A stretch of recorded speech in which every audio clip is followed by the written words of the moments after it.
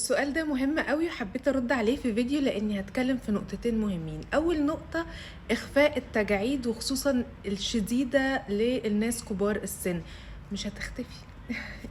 صدمتك مش هتختفي لان دي طبيعة بشرة، هو ده شكل الجلد. الميك اب هيتحط هياخد شكل الجلد اللي هو بيتحط عليه. الميك اب عبارة عن الوان، عن خدع كده بصرية. يعني بنحاول نبرز الملامح في حاجات احنا قادرين نداريها لو هي مشاكل او عيوب ليها علاقة بالالوان، حبوب حمراء، كدمات، هالات غامقة، تصبغات، الكلام ده كله عادي نلعب بالالوان ونداريها، والحاجات الكفرج بتاعها اعلى هتساعدنا.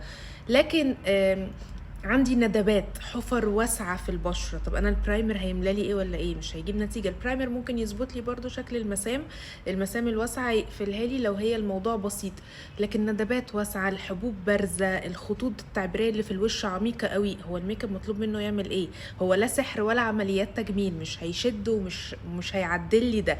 فلازم نتقبل الفكرة، لان انا بقابل ناس كتير وبعمل ميك اب برضو الامهات كتير، فبيبقوا فاكرين ان الميك اب عصاية سحرية هنعمل كده يلا نقدر في نص ساعة نخفي كل الكلام ده. لا، لازم نحب شكلنا ونتقبله زي ما هو، ونبقى عندنا ادراك الميك اب يقدر يعمل ايه وما يعملش ايه. طب خلاص يعني قفلتيها في وشنا مفيش حل خالص؟ لا، هقولك تتعاملي ازاي مع البشرة اللي فيها خطوط عميقة، سواء حتى لو احنا شباب صغيرين بيبقى عندنا خطوط تعبيرية، او لو امهات ويعني ناس متقدمة في العمر عموما والبشرة يعني الخطوط بدأت تبقى أعمق وبشكل أكتر. أول حاجة لازم تهتمي بالترطيب، سيبك بقى من الميك اب دلوقتي، لازم تأسسي للميك اب كويس قوي، والخطوط دي محتاجة تترطب بشكل حلو عشان لما تحطي الميك اب بعد كده يبقى شكله ناعم على البشرة، مش يبقى الميك اب قافش كده وناشف ومشقق ومجير، ارض بور، انتوا فاهمين قصدي؟ فرطبي الاول كويس واستني وقت بعد الترطيب البشره تمتصه. تاني حاجه بقى الفاونديشن الفول كفرج اللي بتقولي عليه ده مش هيبقى احسن حل.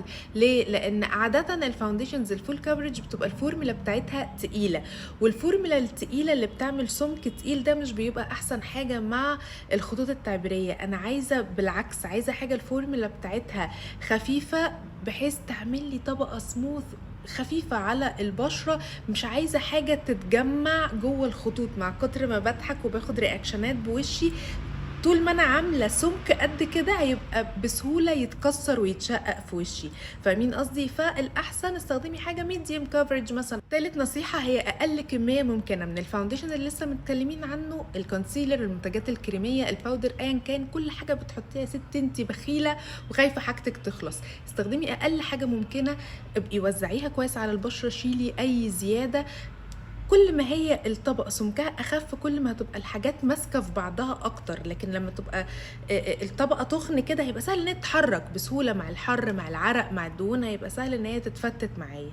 رابع حاجة التثبيت يكون باللوس باودر مش بالكومباكت باودر خالص، دي نصيحتي الشخصية، لأن الكومباكت باودر ما بحبش أثبت بيها دايما لأنها ريسكي، لأن هي عشان فيها تغطية فبتبقى أتقل، فإن انتي تاخدي منها كمية خفيفة وتثبتي من غير ما تبقى باينة إنك حطيتي طبقة باودر هيكون صعب عليكي شوية، إلى جانب إنها هتبين لك الخطوط، هتنشف البشرة أكتر، فبلاش منها تماما. احنا هنكتفي بس باللوس باودر، ويفضل إنها تكون شفافة مش فيها لون، لأن برضو لو فيها لون هيكون فيها تغطية شوية، لكن الشفافة وظيفتها الوحيدة إنها هتثبت لي المنتجات الكريمية اللي أنا حطاها، بس مش هيبان لها لون، مش هيبان لها تغطية، مش هبقى بزود طبقات وخلاص.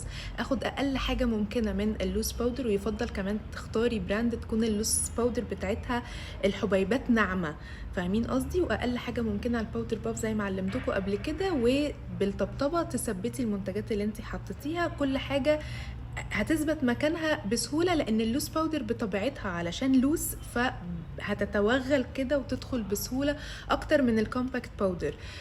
ما تستخدميش كومباكت باودر خالص، لا في التثبيت ولا حتى ترجعي تنضفي بيها مثلا سحبة او تبرزي ملامح، لان هتبين الخطوط اكتر وهتنشف البشرة معاكي.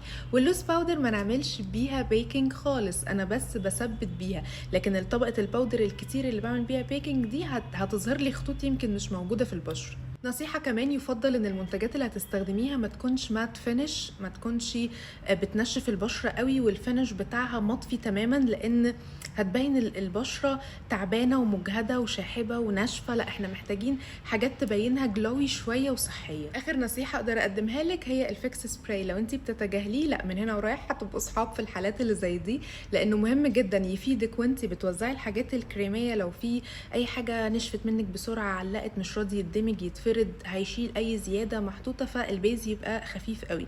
وبعد ما تخلصي التثبيت بالباودر وتحطي كل المنتجات الباودرز بتاعتك، برضو ترشي فيكس سبراي من بعيد، هيمتص كل الباودر الزياده اللي في البشره اللي ممكن يخليها كيكي بعد شويه او يتكتل ويتجمع معانا. لا، هيمتصها ويرجع البشره فريش كده تاني وجلوي. يعني انا بعد ما اعمل التريكات والنصايح اللي قلت عليها دي، البشره اللي فيها خطوط عميقه هتبان مع الميك اب شكلها عامل ازاي؟ هيبان شكلها احلى، هيبان شكلها طبيعي اكتر. الميك اب مش هيوحشها، لان اوقات بتحطي ميك اب تحسي ده باين لي حاجه انا مش عايزه ابينها، ده في خطوط ما كانتش عندي ظهرت، او الخطوط بانت قوي ان هي عميقه، او بضحك وباجي اسكت الاقي في خطوط مكتله هنا كده مجمعه من الكريم، فتلاقي الميك اب في الاخر جاب نتيجه عكسيه. يعني بدل ما هدفنا منه ان شكلنا يبان احلى والملامح متحدده وكده، لا، ده شكله خلاني كبيره في السن اكتر، وخلى فينش البشره بتاعتي اوحش.